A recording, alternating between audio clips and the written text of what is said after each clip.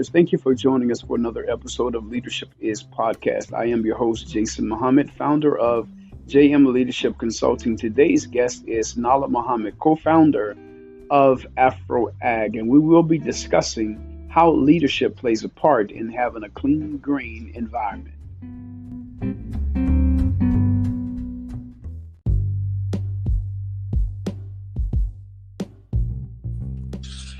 Good morning, Ms. Muhammad. How are you? Good morning, Mr. Muhammad. I am doing well. How about yourself? I am blessed. Thank you very much. And thank you for being my guest this morning for Leadership is Podcast. So Ms. Muhammad is a A&T graduate and also the co-founder of Afro-Ag. Ms. Muhammad, thank you very much for joining us this morning once again. So can you tell us, what is Afro-Ag? Yes, so Afro-Agriculture, Afro-Ag, short for Afro-Agriculture, is a LLC that was formed by myself, Nallah Muhammad, and Ivory Schley about 2 years ago. And it is a LLC that specializes in naturalistic and environmental educational programs, for children ages K through 12. And basically what we do is we teach them about homesteading. We teach them about basic survival skills. We teach them about how to actually cultivate the land in which is around them, and not only places of vast land, but to utilize what they have, whether that be in places of subsidized housing, or whether that be in homes that have a backyard where they could build a small, tiny box. And what we do is try to provide access as well as representation, specifically for melanated human beings, melanated children, but really anybody in the urban community who does not have access to tools that should really be their birthright. Wow, that's awesome. That is awesome. And so you say that you're in partnership with someone else. Yes. Ivory Schley, she's an amazing person, qualified in all the ways, is a master at permaculture in her right, and amongst other things. Yes, I partnered with her, and we have started in Greensboro, but we don't like to necessarily root ourselves in one place because of the fact that we have homes in a bunch of different places. So like in Asheville, we've gone and done some things and partnered with Asheville, partnered with a camp in Hendersonville. Please forgive me for losing the name of that, but the YMCA, we partnered with Hood Huggers, as well as in Greensboro, we've partnered with places of many different denominations. YMCA here, and other master gardeners, and actually done some work in Atlanta and Durham as well. Okay, excellent. So let me ask you this question. What is the impact of COVID-19 on the agricultural sector? Yes, that is a very good question. I definitely say it impacted us very deeply, but I think more than anything, what it showed is just how vital agriculture is, not only to those who went to school to study it and or who have, but to everybody. Because I think the common consensus of what people have realized is that we all have to eat, and that's just that. And even more so now, it's important to realize that we need to be able to be self-sufficient in terms of where we actually get those resources to eat. So COVID-19, especially in the beginning, it was unfortunate because people stopped being able to, understandably able to afford certain fresh foods and vegetables, or to participate in like CSA programs, or simply to get certain food. So a lot of this food, and of course, since restaurants were torn down, a lot of the farmers that shipped their food to the restaurants for them to use weren't able to do that. So they just had this surplus of food, and a lot of them had to like burn their crops, or of course give it away to different animals to use and stuff. But of course it wasn't going into human beings' mouths. So COVID-19 definitely, just with the shutdown of everything, had a huge impact on the agriculture sector that way. But I think in return, it made a switch once we realized, for one, when it comes to herbs and certain foods and just things that will help boost the immune system at this time, that, hey, we shouldn't be going away from buying fresh vegetables and veggies, but in fact, these are healing mechanisms. So I think what I noticed is just through talking to some people while I was doing a survey with the Piedmont Triad Regional Food Council and Carolina Creative Works, was that people started buying back into those and more so emphasizing on the local agricultural companies. So finding ways to buy food from those.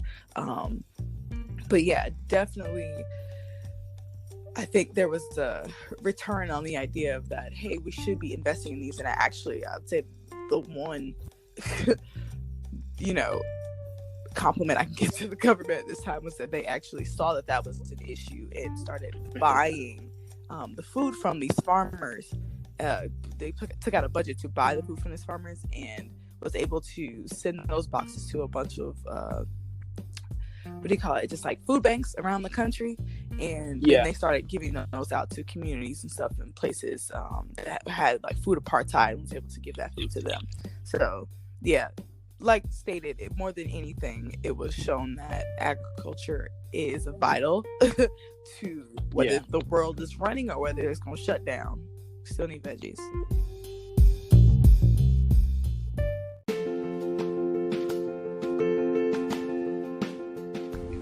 Hey, listen, we're going to take a quick break, and then when we come back, we will be concluding our episode. Thank you.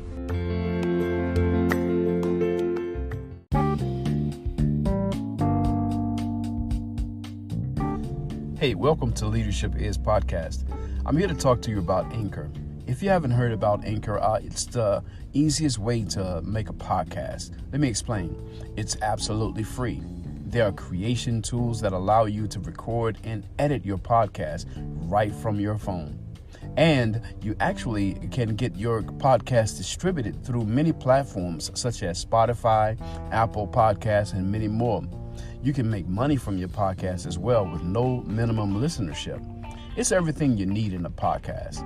So if you would like to download the free Anchor app or go to anchor.fm.com, you can do so today and get started with your podcast. And remember, leadership is influence and service.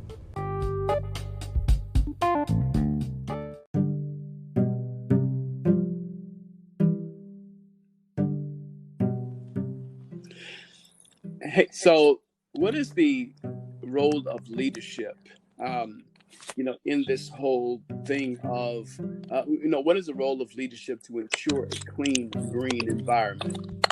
Yes, definitely.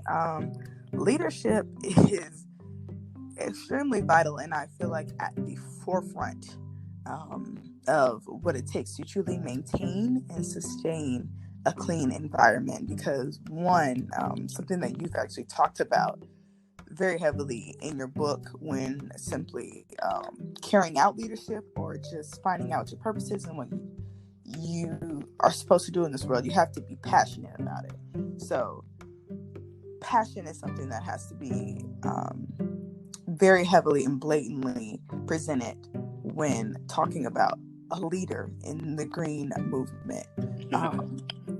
And in order for other people to care, you have to show that passion and be able to easily and efficiently convey the message as to why other people should be passionate about making the world clean and making the world green and agriculture and things themselves. So, and you have to have the knowledge and wisdom. I'll say that the knowledge and wisdom, knowledge being all of the facts, all of the academia, all of the, paperwork behind all of these different environmental aspects. But then you also have to have the wisdom, which is the connectivity to the earth and to the people, and knowing how all of that affects everybody. You have to have both of those things in order to properly lead someone else.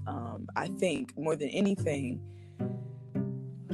what is missing, but also what is realized, is that the only way that there's going to be a shift in terms of healing our planet is in numbers of people, and we have to be able to properly mobilize, through these different leaders that we have within our communities, have to properly mobilize in order for anything to take place at all. So leadership is really at the forefront, because you can know everything, but if you are not able to have people hop on your train, efficiently have people do that, or to actually be able to give people a direction in which they can take in order to help make this world a green, clean machine, then you don't really have anything when it comes to the grand scheme of things. So.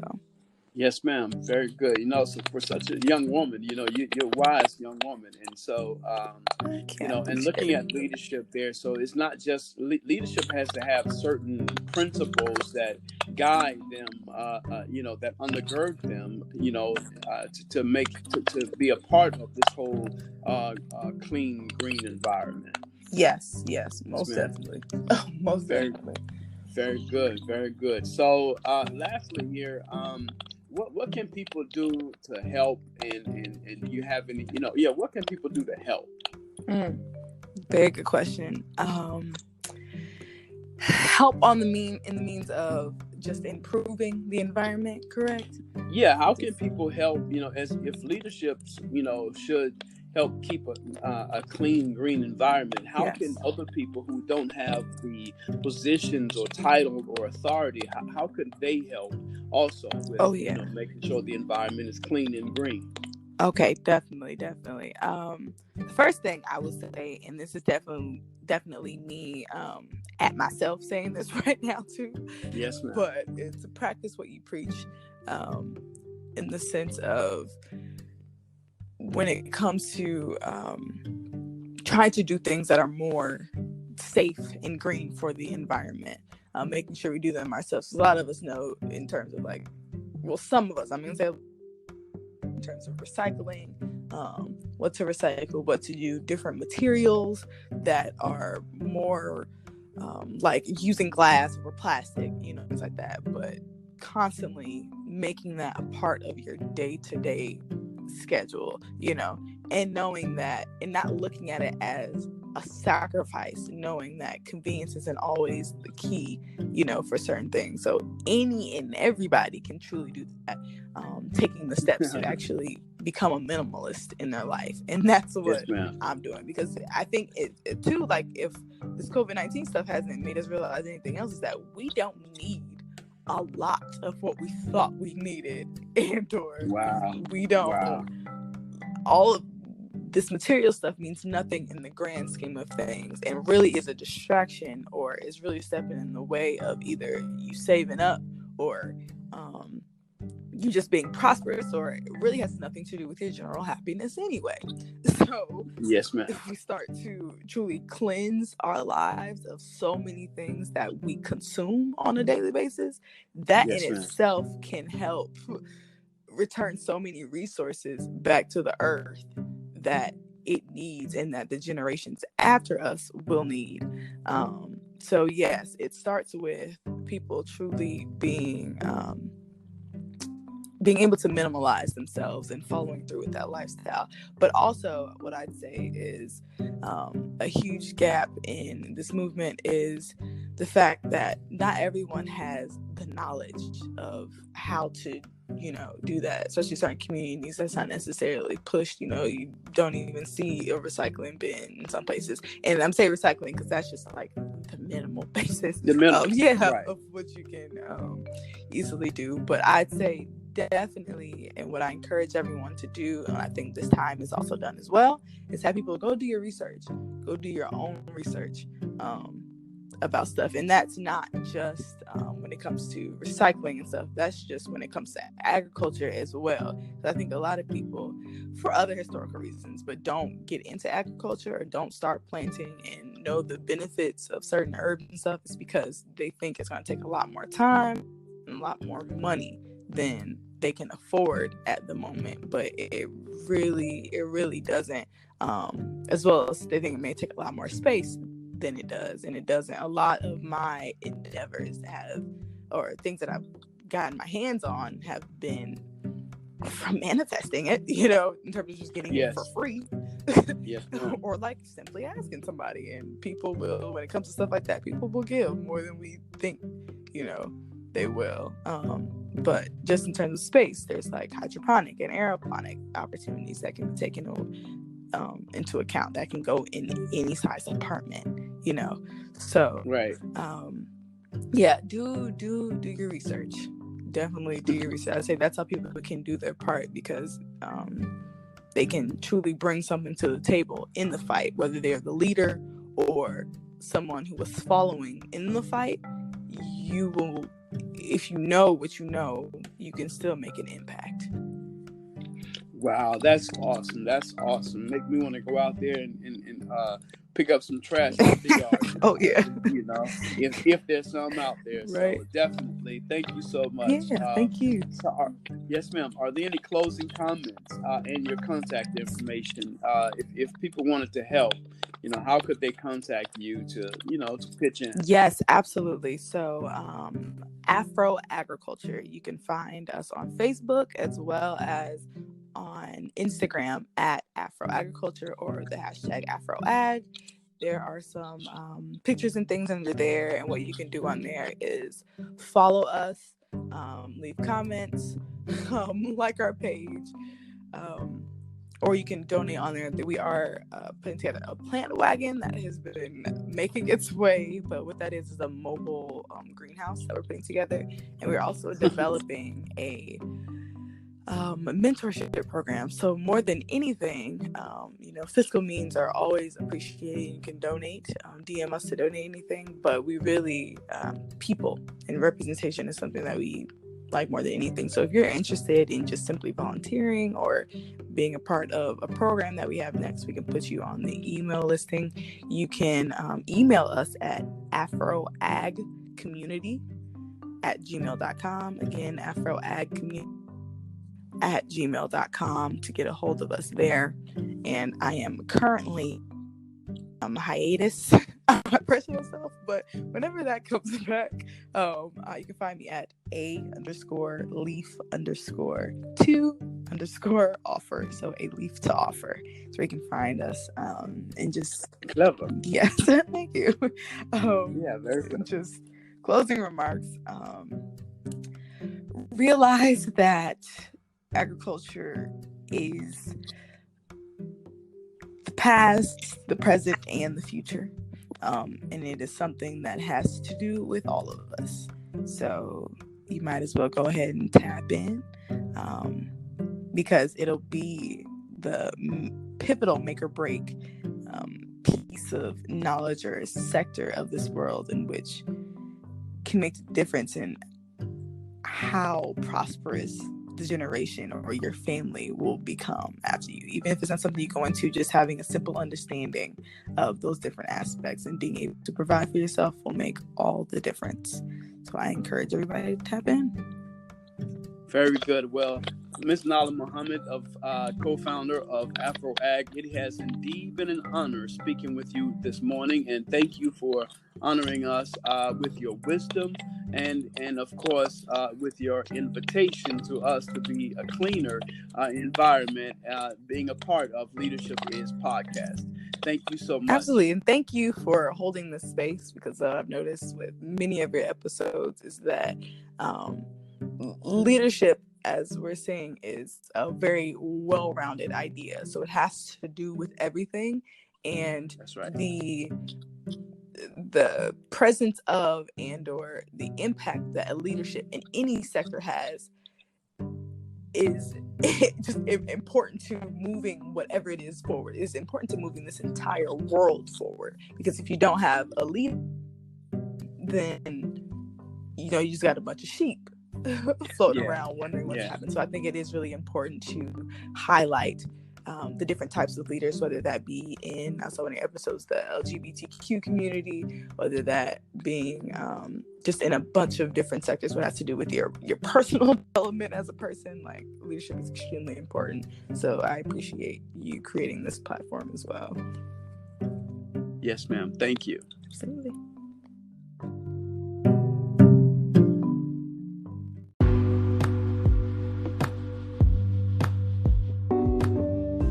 Hey, thank you so much for enjoying another episode of Leadership Is Podcast. As we discuss today, leadership's role in keeping a clean, green environment with our special guest, Nallah Muhammad of Afro-Ag.